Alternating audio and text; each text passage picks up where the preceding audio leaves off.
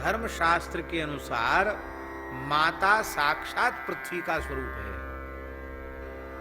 लिखा है ना, माता छितेश तनु, माता छितेश तनु, माता साक्षात धरती माता का स्वरूप है। इसीलिए महाभारत के अनुशासन पर्व में धर्मराज युधिष्ठिर को भीष्म पितामह जी ने कहा है, हे युधिष्ठिर, जो जातक अपनी सेवा से, आज्ञा पालन से अपनी जन्मदात्री माता को प्रसन्न कर लेता है, उस व्यक्ति को धरती के समस्त दुर्लभ सुख सहज ही प्राप्त हो जाता है। जो चाहे पद प्रतिष्ठा, जो चाहे वो मां की कृपा से प्राप्त हो जाए। बस मां को राजी कर ले, प्रसन्न कर ले, किसी भी प्रकार से अपनी जन्मदात्री मां का तिरस्कार न करे।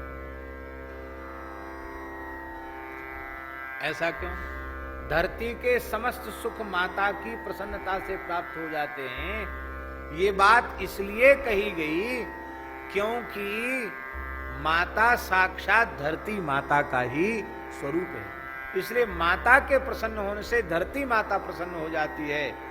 और रत्न गर्भा वसुंधरा, ये वसुंधरा रत्न गर्भा है, इसलिए सारे सुख संपत्ति। और रत्न गर्भा वसुंधरा, ये वसुंधरा रत्न गर्भा है, इसलिए सारे सुख संपत्ति सब कुछ मातृभक्त के पास अपने आप आ जाते हैं। और पितामह भीष्म कहते हैं, जो अपनी सेवा से, आज्ञा पालन से अपने जन्मदाता पिता को संतुष्ट कर लेता है, उस व्यक्ति को तो स्वर्ग के सुख धरती पर प्राप्त होने लग जाते हैं। क्यों? क्योंकि पिता जो है वो स्वर्ग से भी श्रेष्ठ है। ऐसा ग्रंथों में, सदग्रंथों में हमारे लिखा है। पिता आकाश का स्वरूप है, माता धरती माता का स्वरूप है।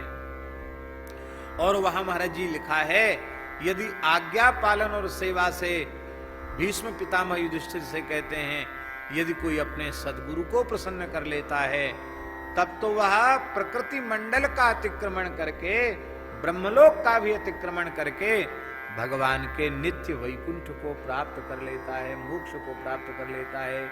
इसलिए माता, पिता और गुरु ये तीन विशेष रूप में सेवनीय है।